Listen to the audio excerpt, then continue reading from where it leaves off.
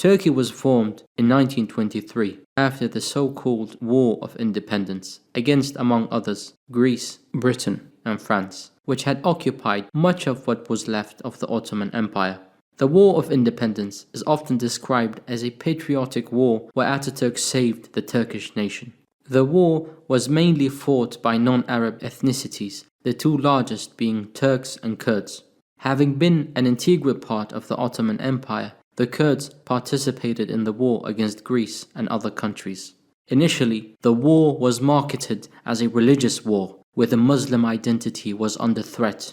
A call for Muslim unity was made throughout the remaining parts of the empire, attracting an incredible number of Kurds.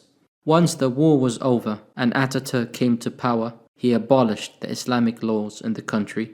The Islamic identity that had united the Kurds and the Turks was instead replaced by an ultra-nationalistic Turkism. This in itself provoked undesirable reactions that the Kemalists suppressed violently, in which they killed thousands of civilians. The uprisings against Ataturk will be covered in separate parts, as the focus in this part will introduce Ataturk and his relationship with the Kurds. Andrew Mango, a Turkish-born British professor, mentions in his article Ataturk and the Kurds that Mustafa Kemal Ataturk came into contact with Kurds for the first time in 1916 when he served in the Ottoman army. Between November 7 and December 24, he kept a diary in which he documented his meetings with Kurds. He witnessed, among other things, hungry Kurdish refugees and a meeting with the tribal leader Haji Musa, who was a commander of the Kurdish Mutki militia. Ataturk documented these events without expressing his explicit opinion about the Kurds. Andrew Mango mentions, however, that Ataturk's chief of staff, Izzettin Çalışlar, expressed himself less modestly about the Kurds compared to Ataturk. When describing the Kurds he met, he wrote, "They do not know Turkish. They do not understand what a government is. In short, these are areas that have not yet been conquered. However, one can get good use for these people. They obey the tribal leaders and sheikhs, who are very influential in these areas." Izzettin goes on to describe how to exploit the Kurds in the empire.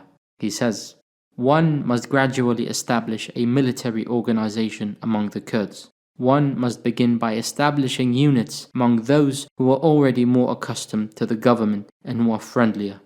In other words, Ataturk and his regime wanted to exploit the Kurds and use them for military purposes. This leads to the question of how Ataturk would proceed to take advantage of the Kurds and all other non-Turkish groups, such as Lez and Albanians. How would he go about uniting the people of the new republic that consisted of several non-Turkish groups? Mainly, he would do two things. Number one, establish a new ideology that would replace the Muslim identity. That ideology would, in a cult-like manner, be centered around Turkism, the Turkish race, and the Turkish language. Number two, use religion to attract Muslim non-Turks. Once the Muslim non-Turks had been exploited, the new ideology would then be imposed on all ethnic groups in the country in order to Turkify them. The primary source of inspiration for Ataturk and the Young Turks was the poet Namık Kemal, known as the Poet of Freedom. Namık wrote as early as 1878 what needed to be done. He says, "While we must try to eradicate all languages except Turkish, should we give the Albanians, the Lazi, and the Kurds a spiritual weapon by forming their own identities? Language may be the strongest obstacle, perhaps stronger than religion, to national unity." On another occasion, Namık Kemal said, "If we set up regular schools and complete the programs we have not yet completed, the Laz and Albanian languages will be forgotten in 20 years. Today, more than 100 years later, the Laz language is considered to be endangered according to UNESCO.